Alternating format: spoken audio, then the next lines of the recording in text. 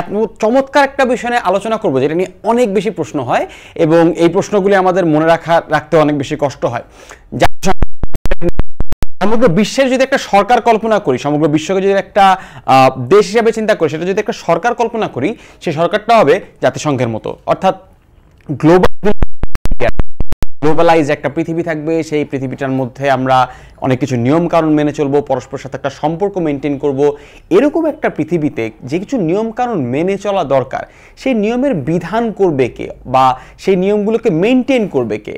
একটি রাষ্ট্র যদি অপর রাষ্ট্রের সাথে কোনো অন্যায় আচরণ করে, সেই অন্যায় আচরণের বিচার করবে কে? এই প্রত্যেকটি বিষয়কে মাথায় রেখেই তৈরি করা হয়েছিল ইউনাইটেড নেশনস। ইউনাইটেড নেশনস তৈরি করবার কিছু ঐতিহাসিক প্রেক্ষাপট রয়েছে, সেই জিনিসগুলো আমাদের কিছুটা জেনে নেওয়া দরকার। ইউনাইটেড নেশনস কেন তৈরি হলো? সবার আগে তোমাকে জানতে হবে যে ইউনাইটেড নেশনসের আগে লিগ অফ নেশনস নামে আরও একটি সংগঠন ছিল, যে সংগঠনটা কিনা বিশ্বের একটি মোড়ল হিসেবে কিংবা বিশ্বের একটি কেন্দ্রীয় সংগঠন হিসেবে কাজ করত। প্রথম বিশ্বযুদ্ধের পরবর্তীতে যখন এই লিগ অফ নেশনস তৈরি করা হয়, তখন আশা করা হয়েছিল যে এই লিগ অফ নেশনস সমগ্র বিশ্বের শান্তি প্রতিষ্ঠা করতে পারবে এবং সমগ্র বিশ্বের যতগুলো রাষ্ট্র রয়েছে তাদেরকে এক সুতায় বাঁধতে পারবে, তাদের মধ্যে একটি কোঅপারেশনের সম্পর্ক, একটি কোলাবোরেশনের সম্পর্ক তৈরি করতে পারবে। কিন্তু পরবর্তীতে দেখা যায় যে গ্রেট ডিপ্রেশনের পরবর্তীতে দ্বিতীয় বিশ্বযুদ্ধ শুরু হয়ে যায় এবং তার মধ্যে সমগ্র বিশ্বের দেশগুলোর মধ্যে একটি চরম অস্থিরতা শুরু হয় এবং তারই মধ্যে থেকে বোঝা যায় লিগ অফ নেশনস আসলে কিন্তু সফল হয়নি, এটি ব্যর্থতায় পর্যবসিত হয়েছে। সেই চিন্তা থেকে এমন একটি সংগঠন তৈরি করবার কথা চিন্তা করা হলো, যার নাম হচ্ছে জাতিসংঘ বা ইউনাইটেড নেশনস। ইউনাইটেড নেশনসের ধারণাটি এমন ছিল যে এমন একটি সংগঠন হবে যেখানটাতে সবাই সমান অধিকার পাবে, সবাই তাদের কর্তৃত্ব রাখতে পারবে, সবাই তাদের বক্তব্য রাখতে পারবে এবং তার মাধ্যমে প্রত্যেকটি দেশের মধ্যে সম্পর্ক সৃষ্টি হবে। কিন্তু এখানটাতে তোমাদেরকে একটা কথা বলে রাখা দরকার। তুমি যদি মনে করো যে জাতিসংঘের কাছে প্রত্যেকটি দেশের মর্যাদাই সমান, আসলে ইন রিয়েল লাইফ ঘটনাটা এরকম না। জাতিসংঘের কাছে কিন্তু অনেকটাই আমরা দেখি যে জাতিসংঘ কিছু কিছু রাষ্ট্রের প্রতি পক্ষপাতিত্ব করছে, কিছু কিছু রাষ্ট্রের ইম্প্যাক্ট বা ইনফ্লুয়েন্স জাতিসংঘের উপরে অনেক বেশি। জাতিসংঘ অনেকগুলো রাষ্ট্রের থেকে টাকার অঙ্কে অনেক বেশি অনুদান পেয়ে থাকে এবং সেই কারণটাতে তাদের দিকে বায়াসড থাকে। তোমরা অনেকে শুনেছো যে যুক্তরাষ্ট্র জাতিসংঘের উপর অনেক বেশি প্রভাব বিস্তার করে। ঘটনা সত্য, আজকের পৃথিবীতে তুমি যদি যুক্তরাষ্ট্রের বিরুদ্ধে একটি সিদ্ধান্ত নিতে চাও এবং সেটি যদি তুমি জাতিসংঘে গিয়ে পাশ করাতে চাও, সেক্ষেত্রে জাতিসংঘে গিয়ে কিন্তু তুমি ব্যর্থ। জিনিস বলে রাখা দরকার, জাতিসংঘ ইউনাইটেড নেশনসের নিজস্ব কোনো লিগ্যাল ফ্রেমওয়ার্ক কিংবা আইনগতভাবে কোনো বাধ্যবাধকতা সৃষ্টি করবার কোনো এখতিয়ার নেই। অর্থাৎ জাতিসংঘ যদি কোনো রাষ্ট্রের উপরে কোনো কিছু চাপিয়ে দিতে চায়, সেটিকে ইম্প্যাক্ট করার কিংবা সেটিকে আসলেই ক্ষমতা জাতিসংঘের নেই। তাই জাতিসংঘ এবং একটি দেশের রাষ্ট্রীয় যে সংসদ রয়েছে তার মধ্যে পার্থক্য, বা যে সরকার রয়েছে তার মধ্যে পার্থক্য হচ্ছে সরকার চাইলে তোমাকে আমাকে অ্যারেস্ট করতে পারে, তোমাকে আমাকে শাস্তি দিতে পারে, বা সে যদি একটি আইন প্রণয়ন করে সেটি তোমাকে মেনে নিতে হবে। কিন্তু জাতিসংঘ যদি একটি আইন প্রণয়ন করে, একটি চুক্তি প্রণয়ন করে, একটি নতুন নিয়ম জারি করে, সেটি মেনে নিতে কিন্তু জাতিসংঘ, এমনকি বাংলাদেশও বাধ্য নয়। এই ঘটনাটি প্রায়শই হয়ে থাকে যে জাতিসংঘ এরকম অনেক গুরুত্বপূর্ণ একটা প্রস্তাব দিয়েছে, সেই প্রস্তাবটি গৃহীতও হয়েছে, কিন্তু সেটি শেষ পর্যন্ত যুক্তরাষ্ট্র মেনে নিচ্ছে না, ইসরায়েল মেনে নিচ্ছে না, উত্তর কোরিয়া মেনে নিচ্ছে না, এরকম বিভিন্ন ধরনের ঘটনা ঘটে থাকে। তো জাতিসংঘ সংক্রান্ত যে প্রাথমিক হলে করলাম, আমরা জাতিসংঘের ইতিহাস সম্পর্কে একটু জেনে নেবার চেষ্টা করব। এই ভিডিওটার মধ্যে, এই লাইভ ক্লাসটার মধ্যে আমরা জাতিসংঘের বিভিন্ন ধরনের অঙ্গ সংগঠন, জাতিসংঘের ইন্টারনাল সিস্টেম সেটা সম্পর্কে জানবো এবং পাশাপাশি জাতিসংঘের যে নিজস্ব যে সংগঠনগুলো রয়েছে, সংগঠনগুলোর দায়িত্বে কে কে রয়েছে, সেগুলো সদর দপ্তর কোথায়, সেগুলো কি কি বিশেষ ভূমিকা পালন করেছে, এই সংক্রান্ত বিস্তারিত আলোচনা আমরা করব। তোমাদের যদি বিশেষ কোনো প্রশ্ন থাকে তোমরা অবশ্যই কমেন্টে জানাতে পারো এবং অবশ্যই তোমার বন্ধুদেরকে এই লাইভ ক্লাসটি সম্পর্কে জানাতে ভুলবে না। জাতিসংঘের সূচনার সাথে এই তিনজন ভদ্রলোকের সম্পর্ক অত্যন্ত ওতপ্রোতভাবে জড়িয়ে রয়েছে। এই তিনজনকে একসঙ্গে ডাকা হতো the big three: Winston Churchill, Joseph Stalin এবং ফ্র্যাঙ্কলিন রুজভেল্ট। এই তিনজন মানুষ তোমরা অনেকেই জানো যে দ্বিতীয় বিশ্বযুদ্ধের সময় একটি অনেক বড় ভূমিকা পালন করেছিলেন মিত্র বাহিনীকে একত্রিত করতে, অর্থাৎ যেই মিত্র বাহিনী যারা কিনা দ্বিতীয় বিশ্বযুদ্ধে জয়লাভ করেছিল সেই মিত্র বাহিনীর প্রধান তিনটি রাষ্ট্রের নেতা ছিলেন এই তিনজন ভদ্রলোক। উইনস্টন চার্চিল ব্রিটেনের প্রাইম মিনিস্টার ছিলেন, জোসেফ স্ট্যালিন ছিলেন সেই সময়কার ইউএসএসআর এর যেই রাষ্ট্রনায়ক, এবং ইউএসএ ইউনাইটেড স্টেটস অফ আমেরিকার প্রেসিডেন্ট ছিলেন ফ্রাঙ্কলিন ডি রুজভেল্ট। এই তিনজন শুধুমাত্র সেই সময়টাতে যুদ্ধের মধ্যেই ব্যস্ত ছিলেন না, বরং যুদ্ধ পরবর্তী পৃথিবীটা দেখতে কেমন হবে এবং যুদ্ধের পরের পৃথিবীটাতে তাদের কর্তৃত্ব কতটুকু থাকবে এটা নিয়েও কিন্তু অনেকে বেশ সচেতন ছিলেন। অনেকে এটাও মনে করেন যে দ্বিতীয় বিশ্বযুদ্ধের পরে যাদের নিজেদের ক্ষমতাটাকে আরও বেশি কুক্ষিগত করা যায়, যাতে আরও বেশি সংঘবদ্ধভাবে পৃথিবীটাকে রাজত্ব করা যায়, এই পরিকল্পনা থেকে আসলে জাতিসংঘের সূচনা। যদি এগুলির পিছনে এভিডেন্স দেওয়া খুব কঠিন ব্যাপার, তবুও আমরা অনেকেই এরকম মনে করে থাকি যে জাতিসংঘটা আসলে এই রাষ্ট্রগুলো, এই বড় রাষ্ট্রগুলোর স্বার্থেই হয়েছিল। 1941 সালের 14ই আগস্ট এই তিনজন ভদ্রলোক একত্রিত হন, অর্থাৎ আটলান্টিক সনদের মাধ্যমে জাতিসংঘ প্রতিষ্ঠার প্রথম ধারণাটি তারা সৃষ্টি করেন। এই আসলে যে ঘটনাটি ঘটেছিল তা হচ্ছে 1941-এর আরও আগের থেকেই যুক্তরাষ্ট্রের হোয়াইট হাউসের ভিতরে জাতিসংঘ সৃষ্টি করবার জন্য যেই উদ্যোগটা তা রুজভেল্ট, পরবর্তীতে তার এই পরিকল্পনা তার সেই সময়কার যারা অ্যালাই ছিলেন অর্থাৎ ব্রিটেন এবং ইউএসএসআর তাদের সঙ্গে সেই পরিকল্পনাটিকে শেয়ার করেন, এবং 1941 সালের 14ই আগস্ট আটলান্টিক সনদ প্রতিষ্ঠিত হয়, এবং সেই সনদের মাধ্যমে এই যে উদ্যোগটি যার মাধ্যমে পরবর্তীতে জাতিসংঘ প্রতিষ্ঠিত হবে সেটির সূচনা ঘটে। পরবর্তীতে জাতিসংঘ সনদ বা ইউএন চার্টার এটি তৈরি করবার উদ্দেশ্যে 45 সালের 25শে এপ্রিল 50টি দেশ একত্রিত হয় এবং তারা একটি ইউনাইটেড নেশনস চার্টার তৈরি করবার চেষ্টা করে, যেই চার্টারের উপর ভিত্তি করে পরবর্তীতে জাতিসংঘ তৈরি হবে। এই সনদে, এই চার্টারে কি ছিল? এই চার্টারের মূল উদ্দেশ্য ছিল যে জাতিসংঘ কিভাবে করে গঠিত হবে, তার গঠনতন্ত্র কেমন হবে, তাতে কারা কারা সদস্য হতে পারবে, সদস্য হলে তাদের দায় দায়িত্ব কি হবে, সদস্যদের মধ্যে পরস্পরের প্রতি দায়িত্ব কি হবে, এই প্রত্যেকটি জিনিস যখন প্যান আউট করা হলো সেই জিনিসটি হচ্ছে আমাদের জাতিসংঘ সনদ। এই জাতিসংঘ সনদ পরবর্তীতে বাস্তবায়িত হয় এবং 24শে অক্টোবর 51টি সদস্য নিয়ে যাত্রা শুরু করে জাতিসংঘ। তখন জেনারেল অ্যাসেম্বলির প্রথম অ্যাসেম্বলি অনুষ্ঠিত হয় সেই সময়টাতে। 24শে অক্টোবর আনুষ্ঠানিকভাবে জাতিসংঘ তার যাত্রা শুরু করে 1945 সালে। 1945 সালের এই 24শে অক্টোবর জাতিসংঘের যাত্রা শুরু হয় বলেই 24শে অক্টোবরকে কিন্তু অনেকবার প্রশ্ন হয়ে থাকে যে জাতিসংঘ দিবস কবে। তোমরা একটা মজার জিনিস নোটিস করছো, তা হচ্ছে এই জাতিসংঘ সনদ তৈরি করবার সময় 50টি দেশ ছিল, কিন্তু এই 24শে অক্টোবর যাত্রা শুরু করে 51টি সদস্য নিয়ে। এই বিষয়টা কি? এই বিষয়টা হচ্ছে এই যে 24শে অক্টোবর সেইখানে উপস্থিত না থেকেও আসলে সদস্যপদ লাভ করেছিল একটি রাষ্ট্র, এবং সেই রাষ্ট্রটির নাম হচ্ছে পোল্যান্ড। সময় সেখানটাতে উপস্থিত ছিল না, কিন্তু তবুও তারা সদস্যপদ লাভ করে। অর্থাৎ তোমাদের কাছে প্রশ্ন করা হতে পারে জাতিসংঘের একদম যাত্রা শুরু করবার সময় সদস্যপদ কতটি ছিল, তখন উত্তর হবে হচ্ছে জাতিসংঘ তার যাত্রা শুরু করে। এরপর জাতিসংঘের একদম বেসিক কিছু তথ্য রয়েছে, যে সেই তথ্যগুলি তোমাদেরকে আরো একবার একটু দেখিয়ে দিতে চাই। তা হচ্ছে জাতিসংঘ প্রতিষ্ঠিত হয়েছিল 24 অক্টোবর 1945। অনেক বেশি প্রশ্ন হয় এখান থেকে।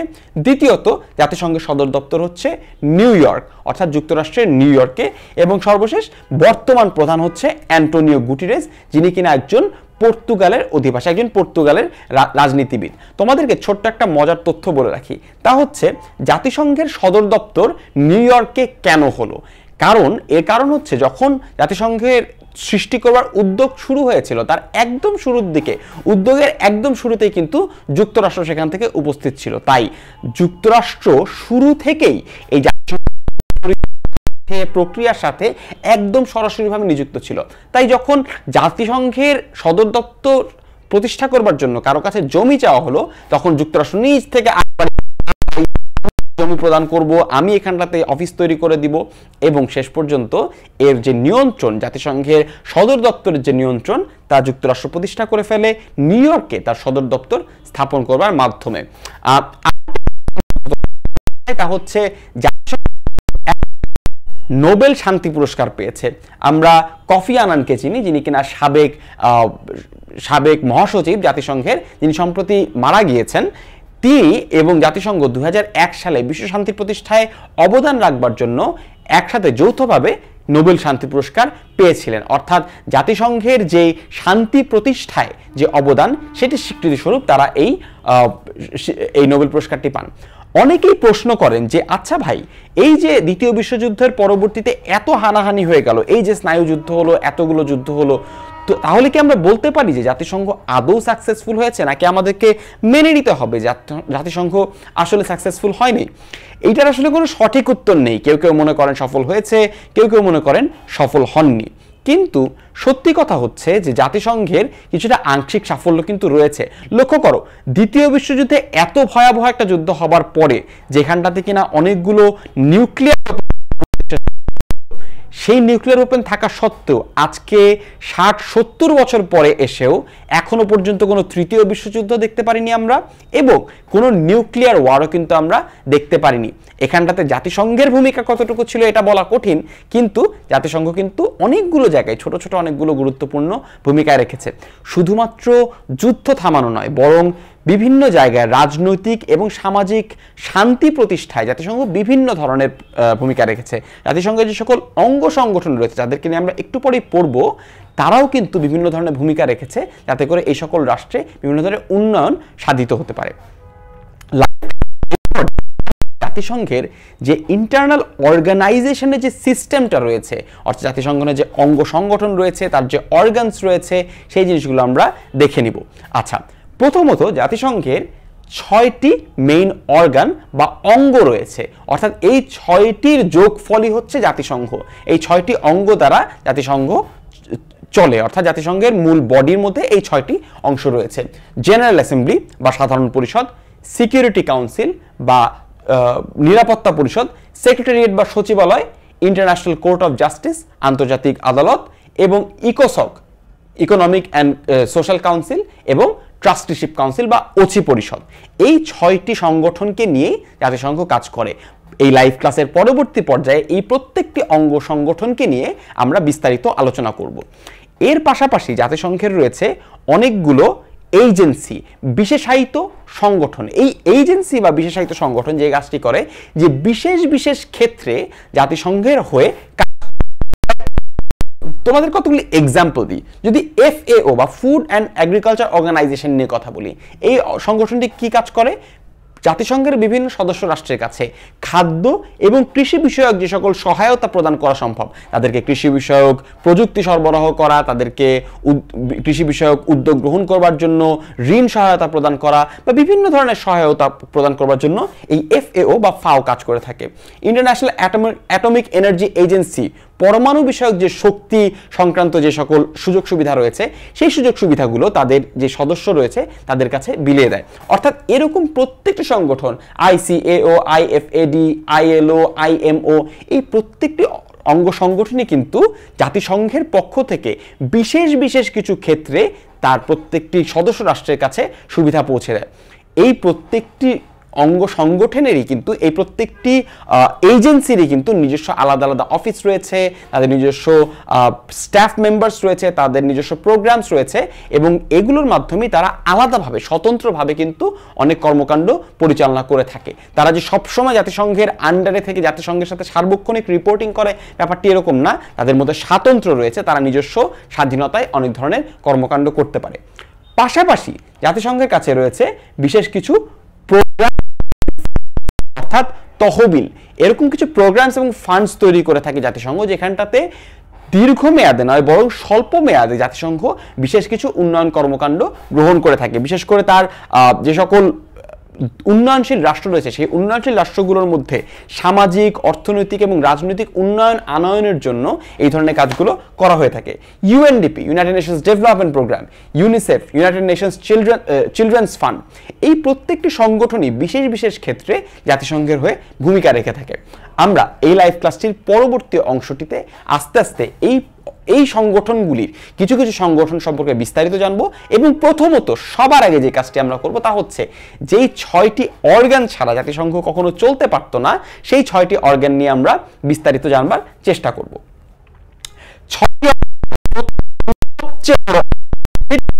ইউনাইটেড নেশনস জেনারেল অ্যাসেম্বলি বা ইউনাইটেড নেশনের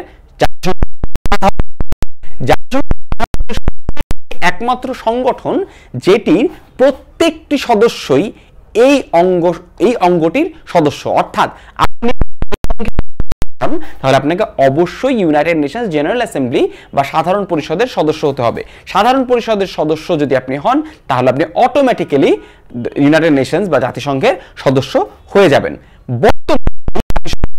নেশনস জেনারেল অ্যাসেম্বলি বা জাতিসংঘেরও রয়েছে। এই রাষ্ট্রের একটি একটি করে ভোট রয়েছে। অর্থাৎ ইউনাইটেড নেশনস জেনারেল অ্যাসেম্বলিতে কোন একটি প্রস্তাব উত্থাপিত হয় সেইখানটাতে প্রত্যেকটি রাষ্ট্রেরই সমান সমান অধিকার থাকে। অর্থাৎ প্রত্যেকেরই একটি করে ভোট রয়েছে, প্রত্যেকটি ভোটের মূল্যই কিন্তু সমান। সেখানটাতে সবার কিন্তু বক্তব্য দেওয়ার বা সেখানটাতে মতামত দেওয়ার সেখানটাতে অধিকারও রয়েছে। সর্বশেষ যে সদস্য রয়েছে জাতিসংঘের তা হচ্ছে দক্ষিণ সুদান। 193তম সদস্য দক্ষিণ সুদান। তারা সুদান থেকে স্বাধীনতা লাভ করে পরবর্তীতে জাতিসংঘের সদস্যপদ লাভ করে। আমরা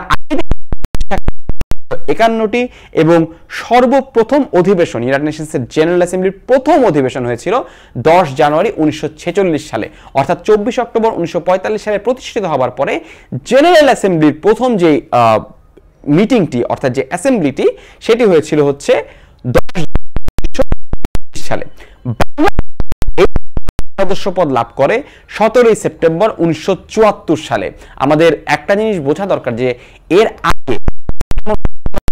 আগে বাংলাদেশের যে সদস্যপদ সেই সদস্যপদে বারবার কিন্তু যুক্তরাষ্ট্র এবং চায়না আপত্তি জানাচ্ছিল এবং এই আপত্তি জানানোর কারণেই কিন্তু আমাদের সদস্যপদ লাভ করতে এত বেশি দেরি হয়েছিল। পরবর্তীতে 17 সেপ্টেম্বর 1974 সালে বাংলাদেশ এই জাতিসংঘকে জয়েন করে এবং সদস্য রাষ্ট্র হিসেবে দায়িত্ব পালন করছে এবং অত্যন্ত দায়িত্ব পালন করছে। বাংলাদেশের খুবই চমৎকার, এমন খুব বেশি হয় না যে জাতিসংঘ থেকে বাংলাদেশকে নিয়ে ব্যাপক কোনো বাকবিতণ্ডার সৃষ্টি হয়। অর্থাৎ বাংলাদেশ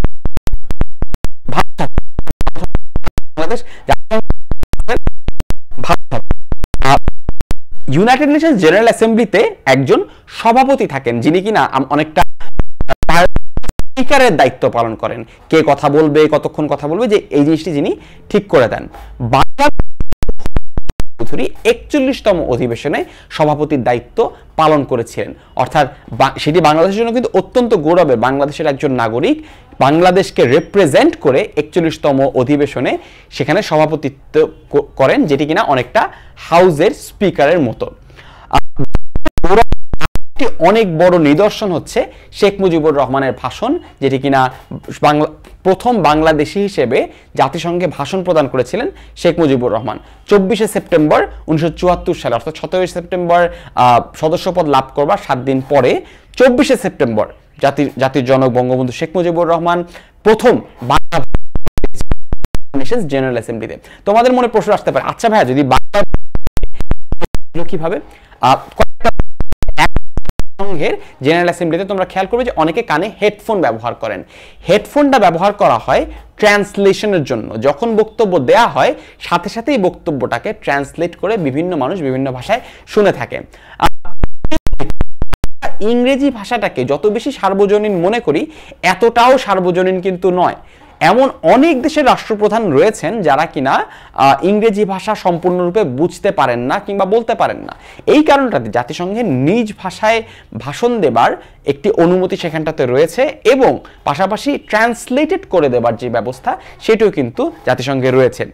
অর্থাৎ জেনারেল অ্যাসেম্বলি একটি আমজনতার একটি মঞ্চ যেখানটাতে প্রত্যেকটি রাষ্ট্রই বক্তব্য রাখবার, সেখানটাতে অংশগ্রহণ করবার সুযোগ পায় এবং সেখানটাতে বাংলাদেশ একটি গুরুত্বপূর্ণ দায়িত্ব পালন করে আসছে। দ্বিতীয় অঙ্গ, জাতিসংঘের সবচেয়ে জটিল অঙ্গ, সেটার নাম হচ্ছে ইউনাইটেড নেশনস সিকিউরিটি কাউন্সিল বা নিরাপত্তা পরিষদকে নিয়ে কিন্তু পৃথিবীতে ঝামেলার অভাব নেই এবং অনেকেই মনে করেন যে এই নিরাপত্তা পরিষদের হাতে জাতিসংঘের সমগ্র ক্ষমতা কুক্ষিগত হয়েছে। এই নিরাপত্তা পরিষদের রাষ্ট্রগুলোই আসলে জাতিসংঘকে একদম কুক্ষিগত করে রেখেছে। নিরাপত্তা পরিষদের সদস্য সংখ্যা কত এই প্রশ্নটা করলে সবসময় সবাই বলে ভাই উত্তর 5টা না, এর উত্তর হচ্ছে 15টি। যেই প্রশ্নটি তোমরা ভুল করো সেটি হচ্ছে নিরাপত্তা পরিষদের স্থায়ী মেম্বার্স কতটি, সেটির উত্তর হচ্ছে 5টি এবং এই 5টি সদস্যের মেয়াদ হচ্ছে আজীবন। 45 সালের সূচনা থেকে যতদিন পর্যন্ত জাতিসংঘ রয়েছে ততদিন পর্যন্ত এই 5টি রাষ্ট্রই কিন্তু জাতিসংঘের নিরাপত্তা পরিষদের সদস্য থাকবে। মোট 15টি সদস্য থাকে জাতিসংঘ নিরাপত্তা পরিষদ, সদস্য থাকে এবং 10টি অস্থায়ী সদস্য থাকে। এই 10টি অস্থায়ী সদস্যের প্রত্যেকের মেয়াদ থাকে 2 বছর করে। বাংলাদেশও কিন্তু একাধিকবার এই জাতিসংঘের নিরাপত্তা পরিষদের সদস্য হয়েছে। এই 5টি রাষ্ট্র নিয়ে কিছু কথা বলা দরকার। এই 5টি রাষ্ট্র যুক্তরাজ্য, যুক্তরাষ্ট্র, ফ্রান্স, চায়না এবং ইউএসএসআর, যে ইউএসএসআর এর পরবর্তীতে যে দায়িত্বটি পরবর্তীতে রাশিয়া গ্রহণ করে ফেলে। আমরা এখানটাতে যে জিনিসটা লক্ষ্য করা দরকার তা হচ্ছে এই 5টি রাষ্ট্রই কিন্তু আসলে দ্বিতীয় বিশ্বযুদ্ধের যারা যারা কিনা দ্বিতীয় বিশ্বযুদ্ধের বিজয়ী পক্ষে ছিল সেই সকল রাষ্ট্রই কিন্তু পরবর্তীতে জাতিসংঘের যে মোড়ল কিংবা সিকিউরিটি কাউন্সিলের যে পার্মানেন্ট মেম্বারশিপ সেটা কিন্তু তারাই লাভ করে। অর্থাৎ এই জিনিসটা আমরা বুঝতেই পারছি যে তাদের স্বার্থ রক্ষা করা জাতিসংঘ সৃষ্টির পিছনে একটি বড় উদ্দেশ্য ছিল। লক্ষ্য করবে যুক্তরাষ্ট্র দ্বিতীয় বিশ্বযুদ্ধের একটি অত্যন্ত বড় শক্তি, যুক্তরাজ্য অনেক বড় একটি শক্তি, ফ্রান্স, ইউএসএসআর এবং চায়না এই দ্বিতীয় বিশ্বযুদ্ধ চলাকালীন সময় বিশাল বড় ভূমিকা রেখেছে এবং সেই সময়কার বিশাল বড় মোড়। দ্বিতীয় বিশ্বযুদ্ধ শেষ হয়ে যাবার পরে জাতিসংঘের সূচনা থেকেও তারাই কিন্তু এই বিশ্বের নেতৃত্বে আছেন। এই 5টি সদস্যের হাতে শুধুমাত্র এই যে আজীবন সদস্য থাকা এটিই তাদের আলটিমেট পাওয়ার না, তাদের হাতে একটা আলটিমেট পাওয়ার রয়েছে। সেই আলটিমেট পাওয়ারটার নাম হচ্ছে ভেটো। ভেটো হচ্ছে আইন। কথাটা কিভাবে করে কাজ করে তা হচ্ছে সিদ্ধান্ত জেনারেল অ্যাসেম্বলি কর্তৃক গৃহীত হয় এবং সেটি অনুমোদন পাওয়ার জন্য সিকিউরিটি কাউন্সিলে আনা হয়, কিংবা সিকিউরিটি কাউন্সিলে সরাসরিভাবে যখন কোনো একটি প্রস্তাব আনা হয় তখন সেই প্রস্তাবটিতে সরাসরিভাবে নাকচ করে দেওয়া কিংবা সেই প্রস্তাবটিকে সরাসরিভাবে বাতিল করে দেওয়ার ক্ষমতা রয়েছে এই 5টি রাষ্ট্রের। অর্থাৎ যদিও এমন হয় যে 193টা রাষ্ট্রের 192টা রাষ্ট্রই যে কোনো একটি প্রস্তাবে এই 5টি রাষ্ট্রের যে কোনো একটি রাষ্ট্র বলে দিল না, 192 বনাম 1 ওই যুদ্ধটাতে যে ভেটো দিয়েছে সেই ভেটোর পাওয়ারটাই কিন্তু কাউন্টেড হবে, অর্থাৎ সেই প্রস্তাবটি সরাসরিভাবে বাতিল হয়ে যাবে। এই ভেটো পাওয়ার প্রয়োগ করবার অসংখ্য নজির রয়েছে এবং এই ভেটো পাওয়ারকে কেন্দ্র করে বিভিন্ন ধরনের কূটনৈতিক সংকট পর্যন্ত দেখা গিয়েছে। অনেক সময় দেখা গিয়েছে যে যুদ্ধের সূচনা হয়ে যাবে অবস্থা, সেই সময় ভেটো পাওয়ার প্রয়োগ করে সেখানটাতে যুদ্ধও থামিয়ে দেয়া গিয়েছে। এই ভেটো পাওয়ার নেই বলে অনেক রাষ্ট্র কিন্তু এই জাতিসংঘর এই কর্তৃত্ব কিংবা জাতিসংঘকে মেনে নিতে চান না, কারণ তারা মনে করেন যে এই ভেটোটা আসলে তাদেরকে খুব বেশি আনরিয়ালিস্টিক বেনিফিট দেয়, খুবই অন্যায় একটি বেনিফিট তাদেরকে দেয়া হয়ে যায়। কারণ যদি ভেটো পাওয়ারই ক্ষমতা থাকে তাহলে কিন্তু বাদবাকি যে সকল রাষ্ট্র রয়েছে তাদের ক্ষমতার আসলে কোনো মূল্য থাকলো না। কারণ আপনি যত ভালো মতোই প্রুফ করেন যে এই ঘটনাটা সিদ্ধান্তটা নেওয়া উচিত, সেই সময় আপনি দেখবেন যে রাশিয়া বা চায়নাকে একজন ভেটো দিয়ে দিয়েছে এবং সেই কাজটি আর হচ্ছে না। অর্থাৎ ভেটো পাওয়ার জাতিসংঘের এই সিকিউরিটি কাউন্সিলের একটি অত্যন্ত কন্ট্রোভার্সিয়াল, খুবই আলোচিত এবং সমালোচিত একটি পাওয়ার। তবে তুমি যদি এই মুহূর্তে মনে করে থাকো যে ভেটো পাওয়ার সেটার প্রমাণটা আমার কাছে রয়েছে।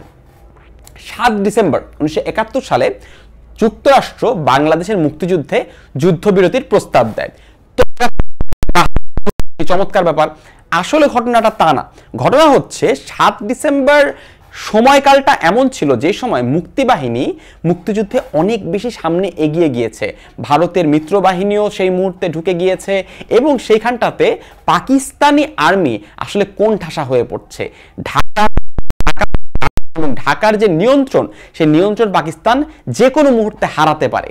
সেই সময় পাকিস্তানকে এই যুদ্ধে একটু এগিয়ে নেবার জন্য বা পাকিস্তানকে কিছুটা সময় দেবার জন্য, একটু কালক্ষেপণ করবার জন্য যুক্তরাষ্ট্র,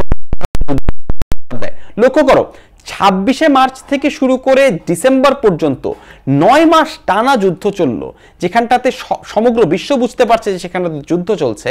যুক্তরাষ্ট্র পুরোটা সময় ধরে বলল না এখানটাতে কোনো যুদ্ধ চলছে না, কিন্তু এই 7 ডিসেম্বর এসে সে হঠাৎ করে বলল না এখানটাতে বিশাল বড় যুদ্ধ দরকার, কারণ এখানে সিভিলিয়ানদের লাইফ ক্ষতিগ্রস্ত হয়ে যাচ্ছে। অর্থাৎ যুক্তরাষ্ট্র আসলে যে কাজটি করতে চাচ্ছিল তা হচ্ছে একটি চক্রান্ত। এই চক্রান্তের মাধ্যমে যুদ্ধবিরতি ডাকা হবে এবং তার মধ্যে যুক্তরাষ্ট্র পাকিস্তানে যত ধরনের গোলা বারুদ রসদ সরবরাহ করা প্রয়োজন সেটি করবে এবং শেষ পর্যন্ত যুদ্ধ যদি আবার রিজিউম করে তাহলে পাকিস্তান বাংলাদেশকে সেই যুদ্ধটাতে কিন্তু পরাজিত করে ফেলতো। এই সিদ্ধান্তে যখন প্রস্তাব আনা হয় সিকিউরিটি কাউন্সিলের কাছে, সেই সিদ্ধান্তটিতে সোভিয়েত ইউনিয়ন কিন্তু ভেটো দেয়। 2 দিনের মাত্র 7 দিন ব্যবধানের মধ্যে 2 বার এই প্রস্তাবে ভেটো প্রদান করে সোভিয়েত ইউনিয়ন। অর্থাৎ খুব অল্প সময়ের মধ্যে সোভিয়েত ইউনিয়ন 2 বার ভেটো দিয়ে বাংলাদেশকে খুব বড় ধরনের বিপদ থেকে সেভ করেছিল। এই সিকিউরিটি কাউন্সিলের ভেটোর কারণেই কিন্তু সে সময় যুদ্ধবিরতির প্রস্তাবটা আদৌ কার্যকরী হয়নি। অর্থাৎ বুঝতে পারছো যে ভেটোর যে সবসময় খারাপ, বাংলাদেশ নিজেই এই ভেটো ক্ষমতার একটি বড় ধরনের বেনিফিশিয়ারি। বলছিলাম যে সিকিউরিটি কাউন্সিলের মেম্বারশিপ বাংলাদেশও কিন্তু 2 বার লাভ করেছে। একবার 1989-90 সালে, অর্থাৎ 2 বছর করে যে আমাদের মেয়াদটি থাকে, 1989-90 মেয়াদে বাংলাদেশ একবার সিকিউরিটি কাউন্সিলের মেম্বার হয় এবং 2000-2001 সালেও কিন্তু বাংলাদেশ সিকিউরিটি কাউন্সিলের মেম্বার হয়েছিল। এই সালগুলো অত্যন্ত গুরুত্বপূর্ণ, এখান থেকে প্রায়শই প্রশ্ন হয়ে থাকে, সবার প্রতি অনুরোধ থাকবে সালগুলো নোটিস করবে। সভাপতিত্ব করেন, অর্থাৎ সিকিউরিটি কাউন্সিলের সভাপতিত্ব করেন আনোয়ারুল করিম চৌধুরী। ইনার নামটাও কিন্তু অনেক বেশি গুরুত্বপূর্ণ, মাথায় রাখতে হবে। এইবার অর্গান সেটির দিকে একটু চলে যাই। এটি হচ্ছে ইউনাইটেড নেশনস সেক্রেটারি। আমরা জাতিসংঘের যিনি প্রধান কর্তা, প্রধান মহাসচিব, সেই মহাসচিবের আন্ডারে এই সেক্রেটারিয়েট থাকে। অর্থাৎ যে অফিস, জাতিসংঘের যে প্রধান কার্যালয়, সেই কার্যালয়টাই মূলত সেক্রেটারিয়েট। জাতিসংঘের ইন্টারনাল ফান্ডিং কিভাবে করে হবে, ইন্টারনাল স্ট্যাফ করে অভ্যন্তরীণ কার্যক্রম পরিচালনা করা হবে, কোন সংস্থা আরো বেশি ফান্ড পাবে, আরো বেশি মনোযোগ পাবে, সেই জিনিসগুলো নির্ধারণ করবার কাজ করে থাকে সেক্রেটারিয়েট। এই সেক্রেটারিয়েটের দায়িত্বে থাকেন হচ্ছে এই সেক্রেটারি জেনারেল। সর্বপ্রথম যিনি সেক্রেটারি জেনারেল হয়েছিলেন তার নাম হচ্ছে ট্রিগভেলি বা ট্রিগভেলাই। এই ট্রিগভেলাই নরওয়ের একজন নাগরিক ছিলেন, নরওয়ের একজন রাজনীতিবিদ ছিলেন। সেক্রেটারি জেনারেলদের মধ্যে কিছু গুরুত্বপূর্ণ তথ্য তোমাদেরকে একটু জানিয়ে দেওয়া দরকার। যিনি কিনা 1953 থেকে 1961 সালের মধ্যে এই জাতিসংঘের মহাসচিব ছিলেন, এই 3 জন ব্যক্তির একজন যারা মরণোত্তর নোবেল পুরস্কার পেয়েছিলেন। অর্থাৎ ইতিহাসে মাত্র 3 জন মানুষ নোবেল পুরস্কার পেয়েছেন মারা যাবার পরে। ড্যাগ হ্যামারশোল্ড তাদের মধ্যে একজন। উথান্ট হচ্ছেন প্রথম এশিয়া মহাদেশের জাতিসংঘের মহাসচিব। তিনি মায়ানমারের একজন নাগরিক, তিনি পরবর্তীতে জাতিসংঘের মহাসচিবের দায়িত্ব গ্রহণ করেন। এই পেরেজ ডি কুইলার, উনি দক্ষিণ আমেরিকার সর্বপ্রথম জাতিসংঘের মহাসচিব, এবং বুট্রোস ঘালি, তিনি আফ্রিকা মহাদেশের সর্বপ্রথম মহাসচিব। আমরা খুব সম্প্রতি আমাদের একজন প্রয়াণ লক্ষ্য করেছি, তিনি হচ্ছেন কফি আনান, যিনি কিনা আরো একজন নোবেল প্রাইজ প্রাপ্ত মহাসচিব। তিনি খুব সম্প্রতি এই ইহলোক ত্যাগ করেছেন।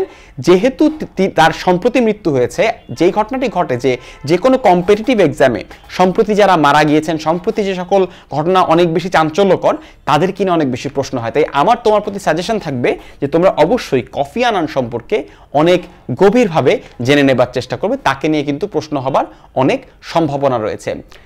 সেক্রেটারিয়েটের পরে আমরা পরবর্তী যেই সংগঠনটি নিয়ে কথা বলতে চাই তা হচ্ছে international court of justice.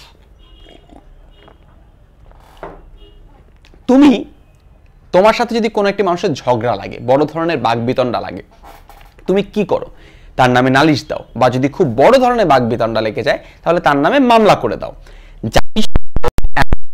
System তৈরি করবার চেষ্টা করেছে যেখানটাতে একটি দেশ অন্য দেশের বিরুদ্ধে যদি কোনো যদি কোনো বিরোধ দেখা দেয় তাহলে একটি দেশ অন্য দেশের বিরুদ্ধে মামলা করতে পারবে, এরকম একটি ব্যবস্থা তৈরি করবার জন্য তৈরি করা হয়েছে ইন্টারন্যাশনাল কোর্ট অফ জাস্টিস। এটি নেদারল্যান্ডসের হেগ শহরে রয়েছে। শহরটিকে দ্য হেগ বলা হয়। এটি পৃথিবীর একমাত্র শহর যে শহরের নামের আগে দ্য আর্টিকেলটা ব্যবহার করা হয়। খুব ইন্টারেস্টিং, যেহেতু আমি ইংরেজি পড়াই আমার হঠাৎ করে মনে আসলো যে আর্টিকেলের খুব অদ্ভুত একটা ব্যবহার, হেগ শহরের আগে দা কথাটা ব্যবহার করা হয়। যেটা বলছিলাম যে ইন্টারন্যাশনাল কোর্ট অফ জাস্টিসে একটি দেশ আরেকটি দেশের বিরুদ্ধে মামলা করতে পারে। মামলার বিচার 15 জন জাস্টিস থাকেন, একসঙ্গে তারা নিয়োগপ্রাপ্ত হন। তারা অভিজ্ঞতার ভিত্তিতে তারা আন্তর্জাতিক আইন সম্পর্কে কতটুকু জানেন, তারা তার নিজ দেশে কতটুকু সফলতার সঙ্গে আইন চর্চা করেছেন, তাদের জাতিসংঘের যে ইন্টারন্যাশনাল কোর্ট অফ জাস্টিস তারা তাদেরকে নিয়োগ প্রদান করে থাকেন। প্রত্যেকটি জাজ, প্রত্যেকটি বিচারপতি 9 বছরের মেয়াদে নির্বাচিত হন। 3 বছর পর পর 5 জন করে নির্বাচন হন। অর্থাৎ লক্ষ্য করছো, ধরো এটি যদি বর্তমানের যে বিচারপতি যে কমিটি রয়েছে সেটি যদি হয় তাহলে 3 বছর পর এই 5 জন চলে যাবে, করে 5 জন নির্বাচিত হবেন। তার 3 বছর পরে এই 5 জন চলে যাবেন এবং পরবর্তীতে নতুন 5 জনের সূচনা হবে। তার পরবর্তীতে এই 5 জন চলে যাবেন। এইভাবে করে প্রত্যেক 3 বছর পর পর 5 জন করে নির্বাচিত হয় এবং দেখা যায় যে প্রত্যেকটি বিচারপতি 9 বছর করে এখানটাতে থাকতে পারে। সংঘের এই ইন্টারন্যাশনাল কোর্ট অফ জাস্টিসের আন্ডারে অসংখ্য মামলার নিষ্পত্তি হয়েছে। এর মধ্যে খুবই গুরুত্বপূর্ণ কিছু মামলা হচ্ছে নিকারাগুয়া বনাম যুক্তরাষ্ট্র, ফিশারিজ কেস নরওয়ে বনাম যুক্তরাজ্য, ভারত। এই প্রত্যেকটি মামলায় কখনো কখনো দেখা গিয়েছে যে কোনো একটি সম্পত্তি নিয়ে বিভেদ দেখা যাচ্ছে, কখনো কখনো আন্তর্জাতিক যে নদী পথ রয়েছে সেই নদী পথের পানি বন্টন নিয়ে বিভাজন দেখা যাচ্ছে, বিরোধ দেখা যাচ্ছে। কিন্তু এই ইন্টারন্যাশনাল কোর্ট অফ জাস্টিস তার যে কার্যকর করছে। এই যে 66টি মামলা এই ইন্টারন্যাশনাল কোর্ট অফ জাস্টিস নিষ্পত্তি করেছে। এখনো পর্যন্ত কিন্তু ইন্টারন্যাশনাল কোর্ট অফ জাস্টিস প্রতিনিয়ত নতুন নতুন মামলা গ্রহণ করছে এবং তাদের নিষ্পত্তি করছে। কিন্তু এখানটাতে একটা জিনিস বলে দেওয়া দরকার, তা হচ্ছে এই ইন্টারন্যাশনাল কোর্ট অফ জাস্টিসের কিন্তু কোনো বাইন্ডিং ফোর্স নেই। অর্থাৎ হয় এবং বলা হয় যে তুমি চুরি করেছো এবং তোমাকে তার জন্য শাস্তি দেওয়া হবে, তোমাকে জেল দেওয়া হবে, তাহলে আমি কি করবো? আমি তোমার বাসায় পুলিশ পাঠাবো বা এবং তোমাকে তুলে নিয়ে আসা হবে। এই কাজটা আবার ইন্টারন্যাশনাল কোর্ট অফ জাস্টিস করতে পারে না। তার কারণ হচ্ছে তার এরকম কোনো বাইন্ডিং ফোর্স নেই, তার কোনো পুলিশ নেই, তার কোনো আর্মি নেই, পাশাপাশি তিনি যেই রায়টা করে মানানোর কোনো এখতিয়ারও নেই। এইটা মূলত তুমি জিজ্ঞেস করতে পারো তাহলে ভাই এই রায়ের মূল্য কি? কিছুটা মূল্য আছে, কারণ যেহেতু এত বড় একটি প্রতিষ্ঠান তার সঙ্গে তো তোমার ভবিষ্যতেও ভালো সম্পর্ক রাখতে হবে। তাকে কেন্দ্র করে অন্যান্য দেশগুলোর সাথেও তো তোমাকে ভালো সম্পর্ক রাখতে হবে। তাই কখনো কখনো চক্ষু লজ্জার খাতিরে কিংবা অন্যান্য দেশের সঙ্গে ভালো সম্পর্ক বজায় রাখতে কিংবা মিউচুয়াল মাধ্যমে এই ধরনের যে রায়গুলো মেনে নিতে হয়। অনেক সময় হয় এমন ঘটনাটি যে অনেকগুলো রাষ্ট্র এই রায়গুলো মেনে নিতে চায় না, কিন্তু বেশিরভাগ ক্ষেত্রে দেখা যায় যে রায়গুলো মেনে নেওয়া হয়েছে, রায়গুলো মেনে নেওয়া হয়। এই সকল ইন্টারন্যাশনাল কোর্ট অফ জাস্টিসের মামলাগুলো সাধারণত রাষ্ট্র বনাম রাষ্ট্র হয়। তুমি হঠাৎ করে বিরুদ্ধে রেগে গেলে মামলা করতে পারবে না। একজন ব্যক্তির বিরুদ্ধে কিন্তু ইন্টারন্যাশনাল কোর্ট অফ জাস্টিসে মামলা করা যায় না। ব্যক্তির বিরুদ্ধে মামলা করতে হয় আইসিসি বা ইন্টারন্যাশনাল ক্রিমিনাল কোর্টে, যে ক্রিমিনাল কোর্টটাও কিন্তু এই হেগ শহরে অবস্থিত রয়েছে, যেটি আবার তোমার এই ইউএন এর অর্গান না। অর্থাৎ এইটি আবার গুলিয়ে ফেলো না, ইন্টারন্যাশনাল কোর্ট অফ জাস্টিস জাতিসংঘের একটি অর্গান, ইন্টারন্যাশনাল ক্রিমিনাল কোর্ট কিন্তু জাতিসংঘের অর্গান নয়। অর্থাৎ এই ইন্টারন্যাশনাল কোর্ট অফ জাস্টিস সম্পর্কে ভালো মতো জেনে নিতে হবে এবং এর যে গঠনতন্ত্র রয়েছে এগুলোকেও মাথায় রাখতে হবে।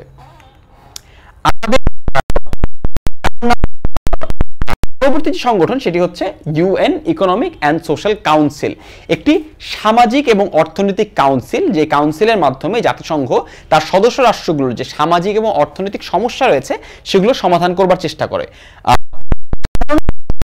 সমাধানই শুধু নয়, বরং তাদের যে উন্নয়ন রয়েছে সেই উন্নয়নের দায়িত্ব এই ইকোসক পালন করে থাকে।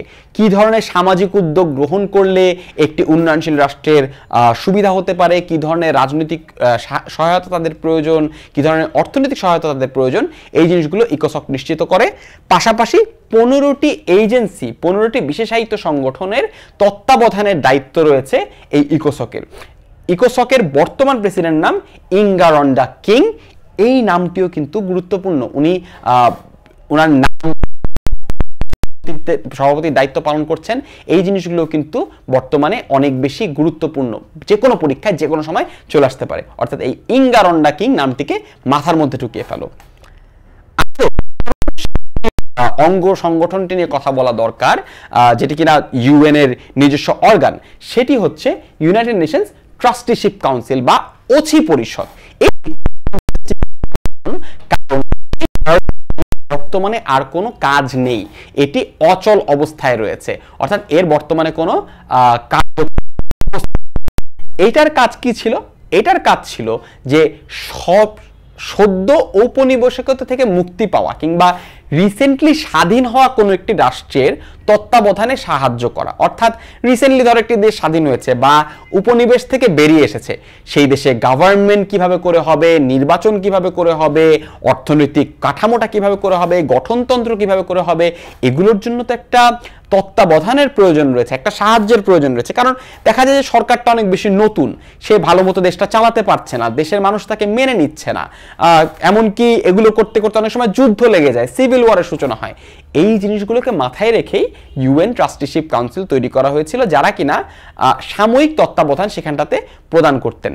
পরবর্তীতে 1994 সালে এই ট্রাস্টিশিপ কাউন্সিলের কার্যক্রম বন্ধ করে দেওয়া হয়। সর্বশেষ যে রাষ্ট্র এই ট্রাস্টিশিপ কাউন্সিলের আন্ডারে ছিল তারা হচ্ছে পালাউ।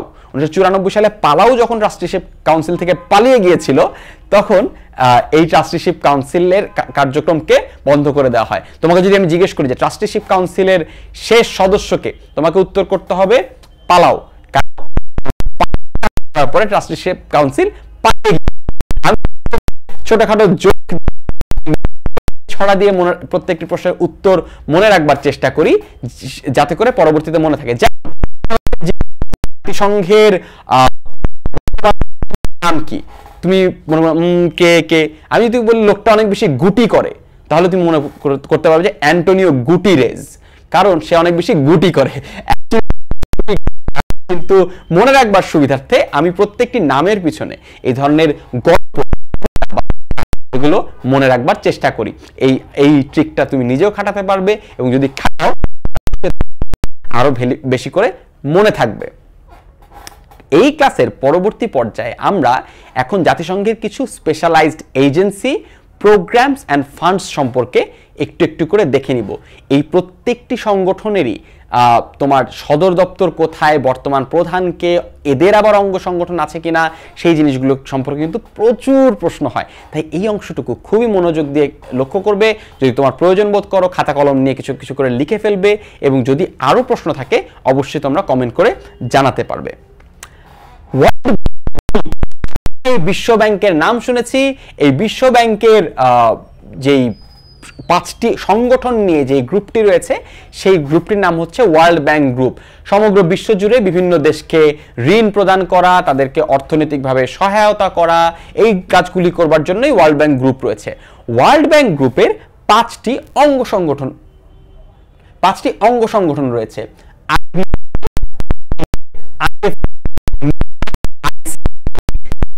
লাইভ ক্লাসটি দেখছো, তাদেরকে অনুরোধ করবো যে এই পেজটির একটি স্ক্রিনশট নিয়ে রাখতে পারো, এই পেজটি একটি ছবি তুলে রাখতে পারো, যাতে করে এদের প্রত্যেকটির পূর্ণ নাম তুমি জানো। যাতে তোমাকে আমি যদি জিজ্ঞেস করি যে international bank for reconstruction and development, এভাবে করে প্রত্যেকটির নামে কিন্তু তোমার জানা উচিত। ফুল ফর্ম বা তোমাকে অবশ্যই জানতে হবে। নামগুলিকে মুখস্থ করে ফেলবার চেষ্টা করো, মাথায় ঢুকিয়ে ফেলতে চেষ্টা করো, যাতে পরীক্ষায় আসলে উত্তর করতে পারো। আমরা ব্যাংকের গুরুত্বপূর্ণ কাজগুলো কি? দরিদ্র এবং উন্নয়নশীল রাষ্ট্রসমূহকে ঋণ প্রদান করা। এই ঋণ প্রদানের কাজটা কিন্তু অনেকগুলো শর্তের সাহায্যে করে। আমরা অনেক সময় শুনেছি বিশ্ব ব্যাংকের ঋণের বোঝা, বিশ্ব ব্যাংকের শর্ত।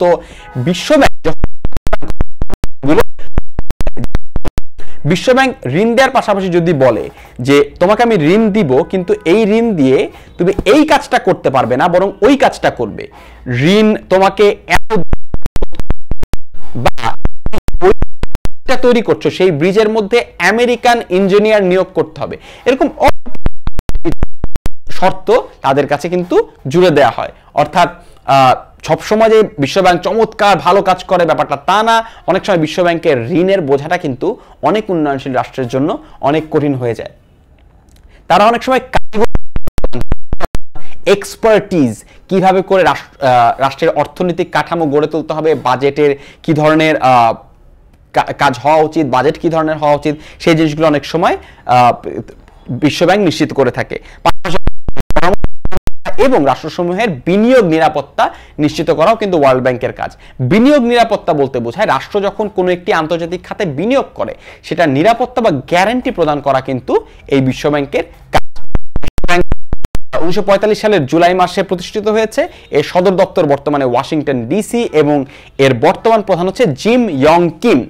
এই ভদ্রলোক, কারণ এই ভদ্রলোক খুব সম্প্রতি বাংলাদেশ ঘুরে গিয়েছেন। এই জিম ইয়ং কিম, যারা বিদেশের গুরুত্বপূর্ণ মানুষ বাংলাদেশ ঘুরে যান তাদের নাম কিন্তু অনেক বেশি গুরুত্বপূর্ণ হয়ে যায় পরীক্ষায়, তাদের সম্পর্কে আমাদের একটু জেনে নিতে হবে। জিম ইয়ং কিম তিনি বাংলাদেশ ঘুরে গিয়েছেন, তার নামটা অবশ্যই মনে রাখবে। আর সদর দপ্তর ওয়াশিংটন ডিসি। ছোট্ট একটা জিনিস বলে রাখি, সংগঠন রয়েছে টাকা পয়সা নিয়ে কাজ করে, বিশ্ব ব্যাংক, IMF, এদের সদর দপ্তর সাধারণত ওয়াশিংটন ডিসিতে হয়। ডিসিতে তোমরা পরবর্তীতে মিলিয়ে দেখবে যে প্রত্যেকটি টাকা পয়সা সংগঠন সংক্রান্ত সংগঠনের সদর দপ্তর কিন্তু ওয়াশিংটন ডিসিতে হয়। পরবর্তী যে সংগঠনটি রয়েছে তা আমার অত্যন্ত প্রিয়, ইউনিসেফ। আমরা ছোটবেলার থেকে আমরা শৈশবের একটি বড় অংশ কাটিয়ে দিয়েছি এই কার্টুনটা দেখতে দেখতে, আমাদের মিনা কার্টুন। এই মিনা কার্টুন আমাদের ছোটবেলার অত্যন্ত বড় একটা অংশ। এই মিনা কার্টুনটা তৈরি করেছিল ইউনিসেফ বা ইউনাইটেড নেশনস চিলড্রেন্স ফান্ড। এই ইউনাইটেড নেশনস চিলড্রেন্স ফান্ড মূলত যে কাজটি করে তা হচ্ছে সাধারণ বাচ্চাদের জন্য শিক্ষা, খাদ্য বা অনেক বেসিক যে কর্মকাণ্ডগুলো রয়েছে সেই কর্মকাণ্ডগুলো নিশ্চিত করবার চেষ্টা করে। এই মিনা কার্টুন তৈরি করেছিলেন উইলিয়াম হানা এবং জোসেফ বারবার। আমাদের শৈশবের জন্য কি অসাধারণ একটি উপহার তারা দিয়ে গিয়েছিলেন।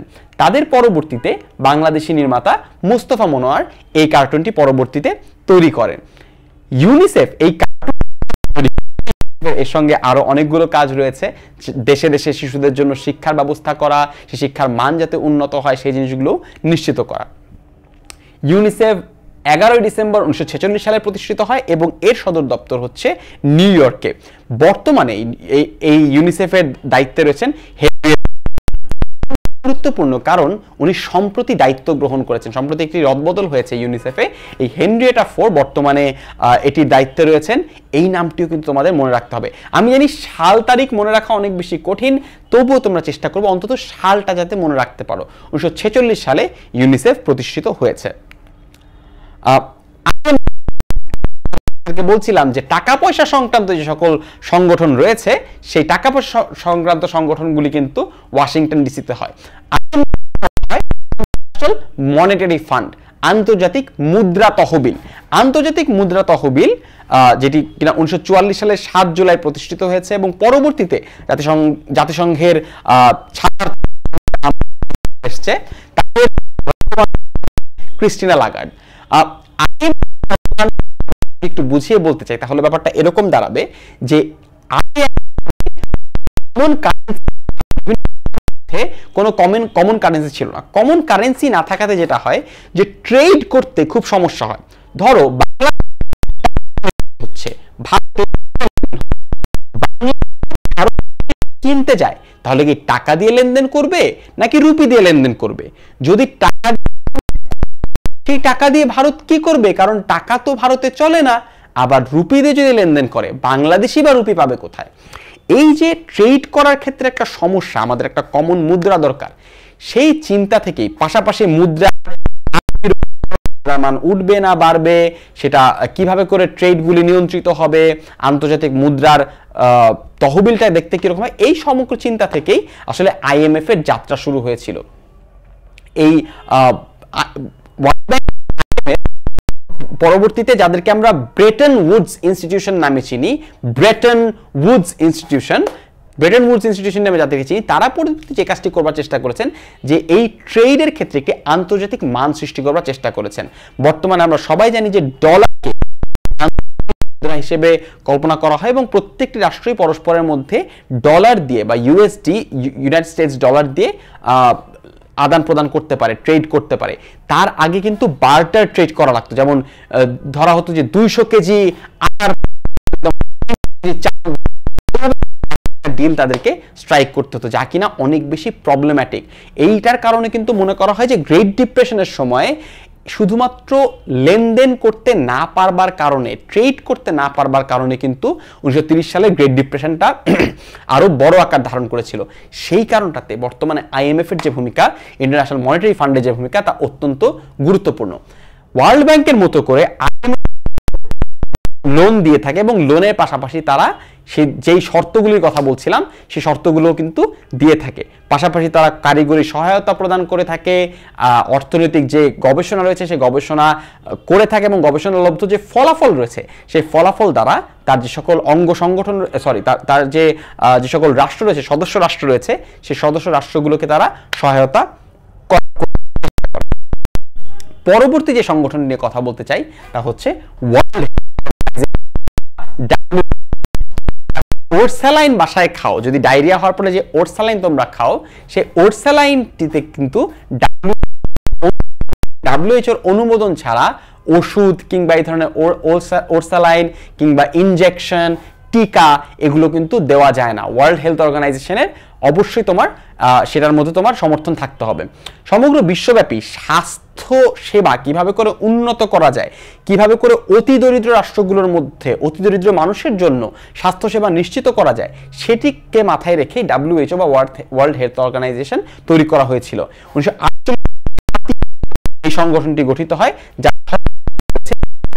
তোমরা লক্ষ্য করবে যে মহৎ কাজের জন্য যে সকল সংগঠন তৈরি হয় সেই সংগঠনগুলোর সদর দপ্তর সাধারণত জেনেভাতে হয়, যেমন World Health Organisation, International Labour Organisation বা শরণার্থীদের জন্য যে সংগঠন রয়েছে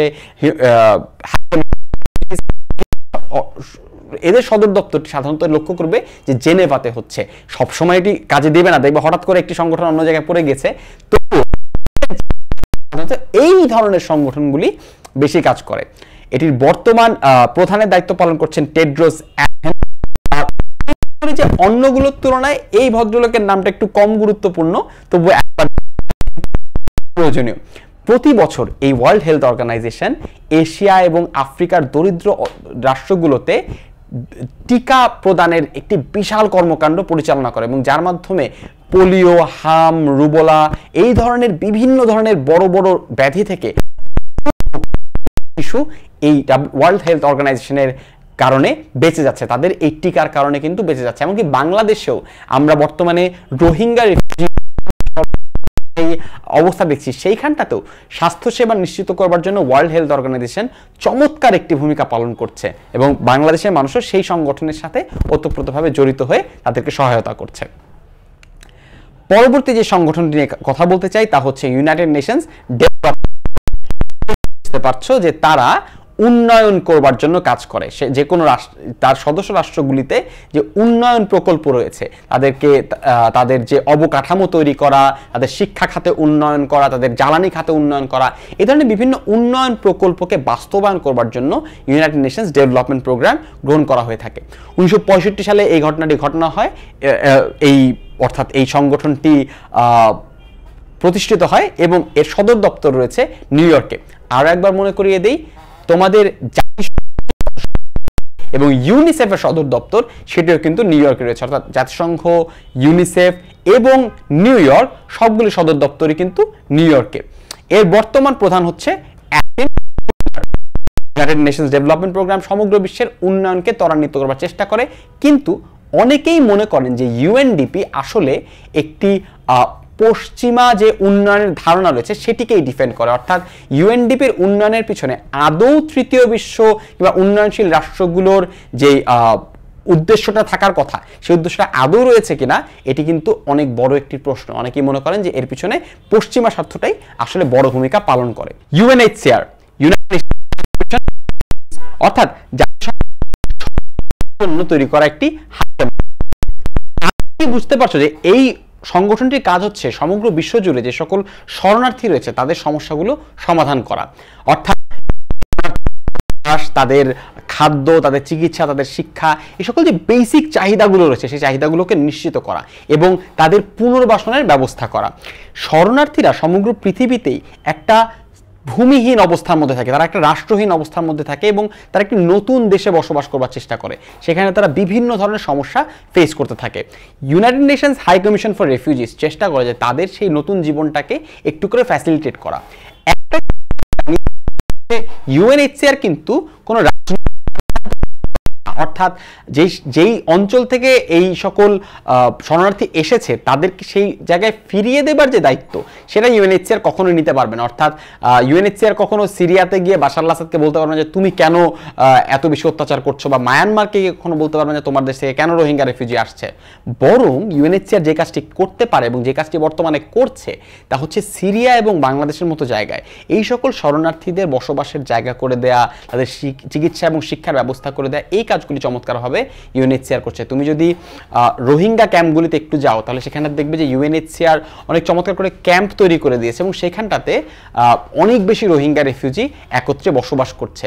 ইউএনএইচসিআর এর সদর দপ্তর জেনেভাতে এবং এটি যাত্রা শুরু করেছিল 14 ডিসেম্বর 1950 সালে। বর্তমানে এর প্রধান হিসেবে দায়িত্ব পালন করছেন ফিলিপো গ্রান্ডি। চমৎকার অবদানের জন্য কিন্তু নোবেল পুরস্কার পেয়েছে, তাও একবার নোবেল পুরস্কার পেয়েছে 1954 সালে এবং 1981 সালে, এই দুবার নোবেল পুরস্কার পেয়েছে ইউএনএইচসিআর বা United Nations High Commission for Refugees. এখন জুড়ে জাতিসংঘের সুনাম অক্ষুণ্ণ রাখার ক্ষেত্রে এই ইউএনএইচসিআর ভূমিকা কিন্তু অসাধারণ। হচ্ছে United Nations human rights council, সমগ্র পৃথিবীতে মানবাধিকার নিয়ে কাজ করবার জন্য এই সংগঠনটি রয়েছে। অর্থাৎ বিভিন্ন দেশে সাধারণ নাগরিকদের যে সকল মানবাধিকার রয়েছে, তাদেরকে শিশুদের বিরুদ্ধে নির্যাতন করা হচ্ছে কিনা, সাধারণ শ্রমিকদের মানবাধিকার রক্ষিত হচ্ছে কিনা, সাধারণ যারা বর্ণ বা ধর্ম দিক থেকে যারা সংখ্যালঘু তাদের মানবাধিকার নিশ্চিত হচ্ছে কিনা, সেই জিনিসগুলো নিশ্চিত করবার জন্য এই মানবাধিকার কাউন্সিল রয়েছে। এই মানবাধিকার কাউন্সিল কিন্তু ক্যাপিটাল পানিশমেন্ট বা মৃত্যুদণ্ড প্রথা রহিত করবার জন্য অনেক বেশি আন্দোলন করে যাচ্ছে এবং পৃথিবীর বিভিন্ন দেশে তাদের এই কর্মকাণ্ডের ভিত্তিতে কিন্তু ইতোমধ্যে মৃত্যুদণ্ড যে প্রথাটি রয়েছে তা কিন্তু অনেক জায়গায় রহিত হয়ে গিয়েছে। 2006 সালে এই কাউন্সিল যাত্রা শুরু করে এবং তোমাদেরকে ঠিক যে কথাটি বলছিলাম যে এই ধরনের মহৎ উদ্দেশ্য নিয়ে যারা কাজ করবে তাদের যেই হবে জেনেভাতে। আমরা কিছুক্ষণ আগে দেখেছি কিন্তু জেনেভাতে, হিউম্যান রাইটস কাউন্সিল সেটাও জেনেভাতে। অর্থাৎ জেনেভা মানেই হচ্ছে একটু ভালো উদ্দেশ্যের খুবই চমৎকার সংগঠনগুলো যেগুলো কিনা মানবতার খাতিরে কাজ করে থাকে সেই সংগঠনগুলো সদর দপ্তর সাধারণত জেনেভায় হয়ে থাকে।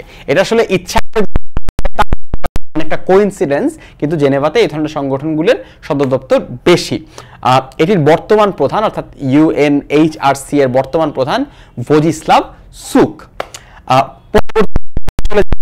ইন্টারন্যাশনাল লেবার অর্গানাইজেশনের সূচনা তোমরা দেখতে পাচ্ছ 1919 সালে হয়েছিল। তাহলে তুমি জিজ্ঞেস করতে পারো ভাইয়া 1945 সালে যদি জাতিসংঘের সূচনা হয় আর 1919 সালে যদি আইএলওর সূচনা হয় তাহলে আইএলও কিভাবে করে জাতিসংঘের সদস্য হলো? এটি জাতিসংঘ সূচনা হবার পরে পরবর্তীতে তার অঙ্গ সংগঠন হিসেবে স্পেশালাইজড এজেন্সি হিসেবে গৃহীত হয়েছে। আরো আগের থেকে কিন্তু এটি যাত্রা শুরু করেছিল। আইএলওর সূচনাটা মূলত হয়েছিল প্রথম বিশ্বযুদ্ধের ফলশ্রুতিতে, যখন দেখা গিয়েছিল যে শ্রমিকদের যে অধিকার রয়েছে সেই শ্রমিকদের অধিকারটা নিশ্চিত করা অত্যন্ত গুরুত্বপূর্ণ। তাদের মিনিমাম ওয়েজ কত হবে, তাদের মজুরি কত দিনের মধ্যে দিয়ে দিতে হবে, মিনিমাম মজুরির পরে যদি তুমি তাকে অতিরিক্ত কাজ করো ওভারটাইম কিভাবে করে দিতে হবে, তাদেরকে ছুটি দেয়া, তাদেরকে বিনোদনের সুযোগ দেয়া, তাদেরকে খাদ্যের সুযোগ দেওয়া, তাদেরকে তাদের স্বাস্থ্যে যাতে ক্ষতি না হয়, তাদেরকে ক্ষতিকারক কাজ থেকে দূরে রাখা, এই প্রত্যেকটি বিষয়ে যে অধিকারগুলো রয়েছে সেই অধিকারগুলো সংরক্ষণে কাজ করে থাকে আইএলও। বর্তমানে যে সদর দপ্তর আবারও মহান উদ্দেশ্যের একটি সংগঠন, তাদের কিন্তু জেনেভাতে। তুমি যদি জেনেভার আন্ডারে প্রত্যেকটি সংগঠন লিখে ফেলো, শহর থেকে যদি তুমি সংগঠন মুখস্থ রাখবার চেষ্টা করো তাহলে তোমার সুবিধা হবে। অর্থাৎ প্রত্যেকটি সংগঠনে আলাদা আলাদা সদর দপ্তর মনে না আন্ডারে কতগুলি সদর দপ্তর রয়েছে তার প্রত্যেকটি যদি তুমি লিস্ট করে ফেলো এবং তারপরে যদি সেগুলি তুমি মনে রাখতে চেষ্টা করো তাহলে তোমার জন্য মনে রাখা খুবই সহজ হবে। করছেন যারা কিনা তাদের কর্মকাণ্ডের জন্য 1969 সালে শান্তিতে নোবেল পুরস্কার পেয়েছেন। সমগ্র বিশ্বজুড়ে শ্রমিকদের অধিকার আদায় করবার স্বীকৃতি স্বরূপ তারা এই নোবেল পুরস্কার পেয়েছিলেন। ফুড সমগ্র বিশ্বে খাদ্য এবং কৃষির জন্য তাদের সাধারণ জনগণকে এবং সে সকল দেশের রাষ্ট্রকে সহায়তা প্রদান করাই এই সংগঠনের দায়িত্ব। 16 অক্টোবর 1945 সালে এই সংগঠন দায়িত্ব পালন করা শুরু করে এবং রোমে এই সংগঠনের সদর দপ্তর। আরও একটা কথা তোমাকে বলে রাখি, সেটা হচ্ছে খাদ্য যে সকল সংগঠন রয়েছে সেই সংগঠনগুলোর সদর দপ্তর সাধারণত রোমে হয়। যেমন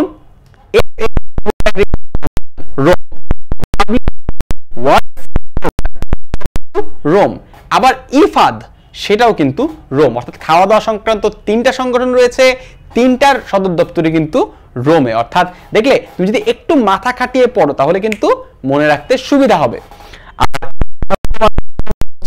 হোজে গ্রাসিয়ানো নাম তোমাদেরকে পড়তে বলছি, তবু একটু একটু করে মনে রাখবার চেষ্টা করো।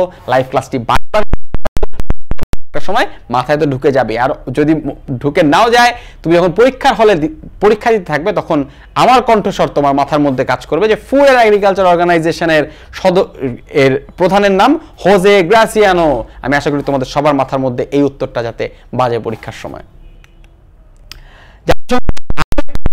অঙ্গ সংগঠন ইউনাইটেড নেশনস এনভায়রনমেন্ট প্রোগ্রাম। সমগ্র বিশ্বে যে ক্লাইমেট কনসার্ন রয়েছে, যে কনসাসনেস রয়েছে, সেই কনসাসনেসের একটি বড় কেন্দ্রবিন্দু হচ্ছে এই ইউনাইটেড নেশনস এনভায়রনমেন্ট প্রোগ্রাম। এটি 1972 সালে এর যাত্রা শুরু করে। এর সদর দপ্তর হচ্ছে নাইরোবিতে, কেনিয়ার নাইরোবিতে এর সদর দপ্তর রয়েছে। আমরা কেনিয়া থেকে ওয়েঙ্গারি মাথাই নামক একজন মহিলার নাম শুনেছি যিনি কিনা পেয়েছিলেন। অর্থাৎ আমি সাধারণত এই জিনিসটা এভাবে করে মনে রাখি যে ইউএনইপি সে ওয়েঙ্গারি মাথাইয়ের দেশেই তার সদর দপ্তর, অর্থাৎ পাশাপাশি এর বর্তমান প্রধান এরিক সোলহেইম বর্তমানে এটির প্রধান হিসেবে দায়িত্ব পালন করছেন। ইন্টারন্যাশনাল পরমাণু দ্বিতীয় বিশ্বযুদ্ধের পরে একটি বড় ধরনের কনসার্ন হয়ে দাঁড়ালো সমগ্র পৃথিবীতে, কারণ এটি একটি শক্তির উৎস, অন্যদিকে এটি পৃথিবীর জন্য একটি বড় হুমকি, কারণ এখান থেকে ভয়ঙ্কর অস্ত্র তৈরি করা যায়, সেটিতে ভয়ঙ্কর বোমা তৈরি করা যায়, তার দিকে সমগ্র পৃথিবীর জনসংখ্যাকে ধ্বংস করে ফেলা যাবে। পরে সেটা হচ্ছে নিরাপদ পদ্ধতিতে বিভিন্ন দেশে এই করা এবং কনজার্ভ করার প্রক্রিয়া সৃষ্টি করবার চেষ্টা করে, উদ্যোগ গ্রহণ করে, সেগুলো আদৌ নিরাপদ কিনা সেটি লক্ষ্য রাখে, সেখান থেকে আদৌ কেউ ওয়েপন মাথায় রাখতে হয়, ইন্সপেকশন করা, এই জিনিসগুলো হচ্ছে তাদের প্রধান কাজ। 1957 সালে এটি পথ চলা শুরু করে এবং এর বর্তমান সদর দপ্তর ভিয়েনাতে। তার বর্তমান প্রধান হিসেবে দায়িত্ব পালন করছেন ইউকিয়া আমানো। সমগ্র বিশ্ব জুড়ে এই এনার্জি বিষয়ক দায়িত্ব থেকে অর্থাৎ পরমাণু থেকে শুধুমাত্র অস্ত্র না বরং শক্তি উৎপাদিত হতে পারে, সেই শক্তি দিয়ে মানুষের জীবনে উন্নতি আসতে পারে, সেই জিনিসটার করবার স্বীকৃতি স্বরূপ তারা 2005 সালে কিন্তু শান্তিতে নোবেল পুরস্কার পেয়েছে। কারণ তারা যুদ্ধের পরিবর্তে সমগ্র পৃথিবীতে শান্তি এবং শক্তি উপহার দিতে পেরেছিল। পরবর্তী যে সংগঠনটি নিয়ে কথা বলতে চাই তা হচ্ছে ইউএন উইমেন, অর্থাৎ নারী সংগঠনটি তৈরি করা হয়েছে তা হচ্ছে ইউএন উইমেন।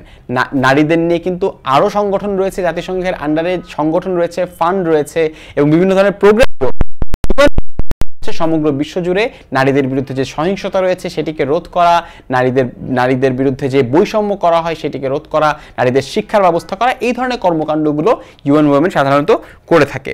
এটি 2 জুলাই 2010 সালে এটির যাত্রা শুরু হয় এবং আবারও এটির সদর দপ্তর হচ্ছে নিউ ইয়র্কে। আমরা আগেও দেখেছিলাম যে ইউনিসেফের সদর দপ্তর নিউ ইয়র্কে, জাতিসংঘের সদর দপ্তর নিউ ইয়র্কে, আরও একটি তোমার মাথার মধ্যে রাখবার চেষ্টা করো তা হচ্ছে ইউএন উইমেন, তার সদর দপ্তরও কিন্তু নিউ ইয়র্কে। ফুমজিলে এমলাবো তিনি হচ্ছেন এই সংগঠনের বর্তমান প্রধান হিসেবে দায়িত্ব পালন করছেন। বলছিলাম যে খাওয়া দাওয়া যেখানে রোম সেখানে, এই ওয়ার্ল্ড ফুড প্রোগ্রামের সদর দপ্তর কিন্তু এই রোমে। সমগ্র বিশ্বে যে খাদ্য ঘাটতি রয়েছে সেই খাদ্য ঘাটতি কিভাবে করে সরবরাহ আরো বেটার করা যায়, প্রতিটি মানুষের প্লেটে কিভাবে করে খাবার তুলে দেওয়া যায়, এই কাজগুলো ডাব্লিউএফপি করে।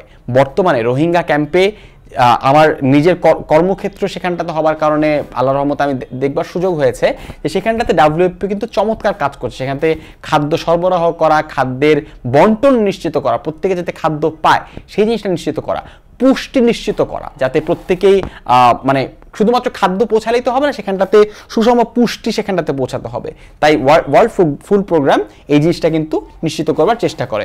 বর্তমানে ডেভিড বিজলি সেখানটাতে প্রধান হিসেবে দায়িত্ব পালন করছেন। ইউএনএফপিএ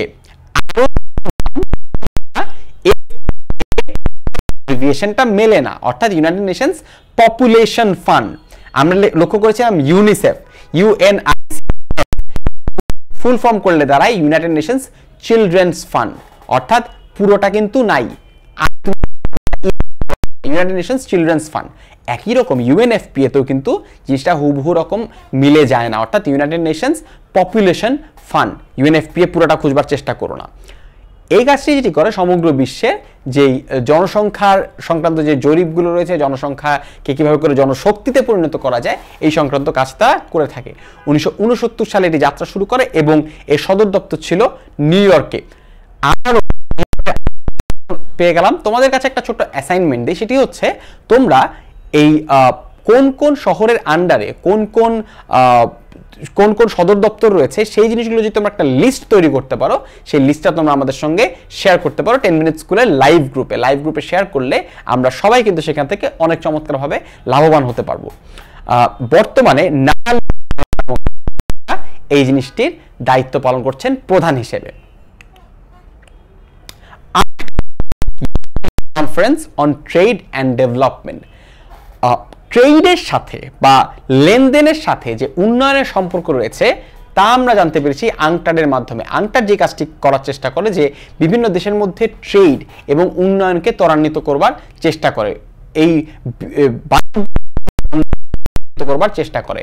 আংটাড বা ইউএনসিটিএডি এটা সদর দপ্তর জেনেভাতে এবং মুখিসা কিটুই নামক একজন ভদ্রলোক এটির প্রধান হিসেবে দায়িত্ব পালন করছেন। 1964 সালে এই সংগঠনটি প্রতিষ্ঠিত হয়েছিল।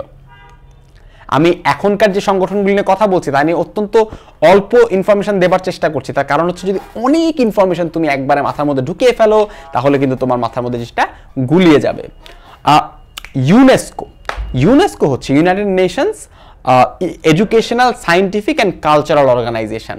আমরা ইউনেস্কোর নামটা খুব ভালো মতো জানি, তার কারণ হচ্ছে ইউনেস্কো কিন্তু বাংলাদেশের সুন্দরবনকে ওয়ার্ল্ড হেরিটেজ সাইট হিসেবে স্বীকৃতি প্রদান করেছিল। আর 21শে ফেব্রুয়ারিকে আন্তর্জাতিক মাতৃভাষা দিবস হিসেবে স্বীকৃতি দিয়েছিল। আবারও ইউনেস্কো 7ই মার্চের বঙ্গবন্ধু শেখ মুজিবুর রহমানের যেই ভাষণ ছিল সেটাকে আবার বিশ্ব সংস্কৃতি, বিশ্ব ঐতিহ্যের একটি অংশ হিসেবে গ্রহণ করে নিয়েছে। অর্থাৎ ইউনেস্কোর সাথে বাংলাদেশের কিন্তু অনেক তীব্র এবং ভালো সম্পর্ক রয়েছে। সমগ্র বিশ্বের এই সকল কালচার, হেরিটেজ, এডুকেশন, এই জিনিসগুলোকে রক্ষা করা, এগুলোকে সংরক্ষণ করবার যে দায়িত্ব, সেই দায়িত্বটা পালন করে ইউনেস্কো। আমি সম্প্রতি দেখতে পেরেছি যে ইসরায়েল ইউনেস্কোর যে সদস্যপদ রয়েছে সেটিকে ত্যাগ করবার কথা বলেছে, কারণ ইউনেস্কো সম্প্রতি প্যালেস্টাইনকে স্বীকৃতি প্রদান করেছে। প্যালেস্টাইনকে স্বীকৃতি প্রদান করবার কারণে ইসরায়েল এখন ইউনেস্কো সদস্যপদ থেকে বেরিয়ে যাবার চেষ্টা করছে। তাই এই মুহূর্তে ইউনেস্কো কিন্তু খুবই গুরুত্বপূর্ণ অবস্থানে রয়েছে। ইউনেস্কো সম্পর্কে যত বেশি পড়াশোনা তোমরা করতে পারো তত বেশি ভালো, কারণ এটি বর্তমানে খুবই আলোচনার মধ্যে আছে। এর সদর দপ্তর প্যারিসে। মনে রাখবে প্যারিস কিন্তু খুবই কালচারালি রিচ একটা সিটি। এখানটাতে বড় বড় মিউজিয়াম রয়েছে, এখানটাতে অনেক নামি দামি আর্টিস্ট রয়েছে। অর্থাৎ এরকম কালচারাল একটা অর্গানাইজেশন কিন্তু প্যারিসে এটা সদর দপ্তর হওয়াটা খুবই বিফিটিং। এটার বর্তমান প্রধানের নাম অড্রি অ্যাপল। উনি বর্তমানে এটির প্রধান হিসেবে দায়িত্ব পালন করছে। অনেকগুলি সংগঠনের প্রধান হিসেবে কিন্তু আন্তর্জাতিক পরিমণ্ডলে, বিশ্ব পরিমণ্ডলে কিন্তু নারীরা বর্তমানে মোটেই পিছিয়ে নেই, বরং কিছু কিছু ক্ষেত্রে বরং এগিয়েই রয়েছে। আমরা প্রায় শেষের দিকে চলে এসেছি, অল্প কয়েকটি সংগঠন আমাদের হাতে রয়েছে। ওয়ার্ল্ড ট্রেড অর্গানাইজেশন সমগ্র বিশ্বের ট্রেডের নিয়ম কানুন নিয়ে কাজ করে থাকে, ট্রেডকে কীভাবে করে ফ্যাসিলিট করা যায়। অনেক সময় দেখা যায় যে ছোট যে সকল রাষ্ট্র রয়েছে, অর্থনৈতিকভাবে যারা দুর্বল, তারা কিন্তু ট্রেডে অনেক বেশি পিছিয়ে পড়তে থাকে। তাই সেই সকল রাষ্ট্রকে ট্রেডে সহায়তা করবার জন্য, অনেক সময় ট্রেডে বিনিয়োগ বৃদ্ধি করবার জন্য ওয়ার্ল্ড ট্রেড অর্গানাইজেশন তাদেরকে সাহায্য করে থাকে। 1995 সালের 1 জানুয়ারি থেকে এই রাষ্ট্রটি কাজ করছে।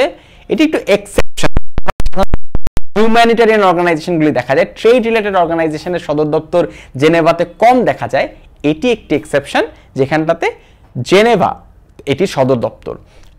বর্তমানে রবার্তো প্রধান হিসেবে অর্গানাইজেশনটা নিয়ে কথা বলবো, তা হচ্ছে United Nations peace keeping forces. এই পিস কিপিং ফোর্সেস, যাদেরকে ব্লু হেলমেট নামে চিহ্নিত করা হয়, এই নীল রঙের হেলমেট দিয়ে যাদেরকে চিহ্নিত করা হয়, তারা হচ্ছে সমগ্র বিশ্বে ইউনাইটেড নেশনসের একমাত্র সংগঠন যারা কিনা অস্ত্রধারী। কিন্তু এটা ভুল করলে চলবে না যে তারা কিন্তু ইউনাইটেড নেশনসের আর্মি না। জাতিসংঘেও কোনো একটি রাষ্ট্রের উপরে জাতিসংঘ নিজে আর্মি পাঠিয়ে কোনো একটি দেশকে আক্রমণ করবার অধিকার রাখে না। পিস কিপিং ফোর্সের দায়িত্ব হচ্ছে কোনো একটি জায়গায় যখন যুদ্ধ শেষ হয়ে যায়, তখন ওই দেশটির মধ্যে যে অস্থিরতা চলতে থাকে, সেখানটাতে শান্তিটিকে রক্ষা করবার জন্য, শান্তিটিকে কিপ করবার ফোর্সকে পাঠানো হয়। যুদ্ধ চলাকালীন অবস্থায় ইউএন পিস কিপিং ফোর্সেস কিন্তু কখনোই সেই যুদ্ধে অংশগ্রহণ করতে পারে না। ইউএন পিস কিপিং ফোর্স আপনার যুদ্ধ শেষ হয়ে যাওয়ার পরে শান্তি রক্ষা করবার জন্য যায়। অনেক সময় ছোট ছোট ইনসার্জেন্ট গ্রুপ থাকে, অনেক রেবেল অর্গানাইজেশন থাকে, সন্ত্রাসী গোষ্ঠী থাকে, বিদ্রোহী গোষ্ঠী থাকে। তারা কিন্তু যুদ্ধ শেষ হয়ে যাবার পরেও সেখানটাতে আন্দোলন চালাতে থাকে, সেখানটাতে গোলা বারুদের ব্যবহার করতে থাকে। সেই জিনিসগুলো ইউএন পিস কিপিং ফোর্স করতে থাকে। ইউএন পিস কিপিং ফোর্স সেই কাজগুলো বন্ধ করবার জন্য যায়। তারা কি করে, সেখানটাতে গিয়ে যাতে করে নতুন সরকার যাত্রা শুরু করতে পারে, যাতে করে প্রত্যেকটি জঙ্গি সংগঠন, সন্ত্রাসী সংগঠন বা সাবেক বিদ্রোহী বিপ্লবী সংগঠন তাদের অস্ত্রগুলি জমা দিয়ে দেয়, অস্ত্রগুলি ফেরত দিয়ে দেয়, নতুন হতে পারে, এই জিনিসগুলো নিশ্চিত করে হচ্ছে United Nations peace keeping force. Peace keeping force যদি সেখানটাতে না থাকতো তাহলে কিন্তু অনেকগুলো দেশেই এই সিভিল ওয়ার থামতো না। ফর এক্সাম্পল, সিয়েরা লিওন বা কঙ্গো, সেন্ট্রাল আফ্রিকান রিপাবলিক, এই সকল আফ্রিকান রাষ্ট্রে এই ইউএন পিস কিপিং ফোর্স কিন্তু অসাধারণ ভূমিকা পালন করেছে। ইউএন পিস কিপিং ফোর্স সেখানটাতে যুদ্ধ আরো, তোমরা লক্ষ্য করছো অনেকক্ষণ আগের থেকেই এখানটাতে বাংলাদেশের একটি পতাকা রয়েছে। আমি বাংলাদেশকে দিয়ে শেষ করতে চাচ্ছিলাম, তার কারণ হচ্ছে বাংলাদেশ এই ইউএন পিস কিপিং ফোর্সের কিন্তু সবচেয়ে বেশি কন্ট্রিবিউটিং রাষ্ট্র। অর্থাৎ বাংলাদেশ সেনাবাহিনীর সর্বাধিক সেনা, বিশ্বের সবগুলো সেনাবাহিনীর মধ্যে বাংলাদেশই সেই সেনাবাহিনী যারা সবচেয়ে বেশি কন্ট্রিবিউট করে এই পিস কিপিং ফোর্সে। বাংলাদেশের অনেক ক্যাপ্টেন ইউএন পিসকিপিং ফোর্সের মিশনে সিয়েরা লিওনে, কঙ্গোতে দায়িত্ব পালন করছেন এবং বাংলাদেশের সেনাবাহিনীরা এত চমৎকার ভূমিকা সেখানটাতে পালন করেছেন যাতে করে সিয়েরা লিওনের একটি সেকেন্ড ল্যাঙ্গুয়েজ হিসেবে গ্রহণ করা হয়েছে বাংলাকে। এমনকি বাংলাদেশি চমৎকার দায়িত্ব পালন করেছে, সেখানেতে একটি স্কোয়ারও তৈরি হয়ে গেছে। অর্থাৎ দেখতে পাচ্ছ যে বাংলাদেশের সাধারণ মানুষ, বাংলাদেশের সেনাবাহিনী শুধুমাত্র বাংলাদেশে নয় বরং বিশ্বে একটি সুনাম তৈরি করতে পেরেছে, বিশ্বে শান্তি আনয়নের ক্ষেত্রে ভূমিকা রেখে। এই সংগঠনটি 1948 সালে পথ চলা শুরু করে এবং বর্তমানে পিয়ার ল্যাক্রো নামক একজন ফ্রেঞ্চ ভদ্রলোক এই সংগঠনটির প্রধান হিসেবে দায়িত্ব পালন করছেন। যারা ভবিষ্যতে সেনাবাহিনী জয়েন করতে চাও তাদের জন্য আহ্বান থাকলো ইউএন পিসকিপিং ফোর্সে তোমার মাথার মধ্যে রাখো, শুধুমাত্র তোমার দেশ না সমগ্র বিশ্বকে তুমি সার্ভ করতে পারবে। আজকের লাইভ ক্লাসে আমরা অনেকগুলো সংগঠন, মূলত জাতিসংঘের অঙ্গ সংগঠনগুলো নিয়ে কথা বলেছি। এই সংগঠনগুলোর প্রতিষ্ঠার সময়, সদর দপ্তর এবং বর্তমান প্রধান কে রয়েছেন এবং কি ধরনের কার্যক্রম তারা করে থাকেন এগুলো নিয়ে প্রশ্ন হয়। আরও একটা ক্ষেত্র নিয়ে খুব ঘন ঘন প্রশ্ন হয়, তা হচ্ছে বাংলাদেশের সাথে এই রাষ্ট্রটির বা এই অঙ্গ সংগঠনটির সম্পর্ক কি। তোমরা এই প্রত্যেকটি জিনিস মাথায় রাখবার চেষ্টা করবে, বেশি বেশি ছড়া দিয়ে, বেশি বেশি গল্প দিয়ে মনে রাখবার চেষ্টা করবে এবং যদি ভুলে যেতে থাকো তাহলে এই লাইভ ক্লাসটিতে ফেরত আসতে পারো। সবাইকে অসংখ্য ধন্যবাদ, সবাই ভালো মতো পড়াশোনা করবে। Good night, have a great day.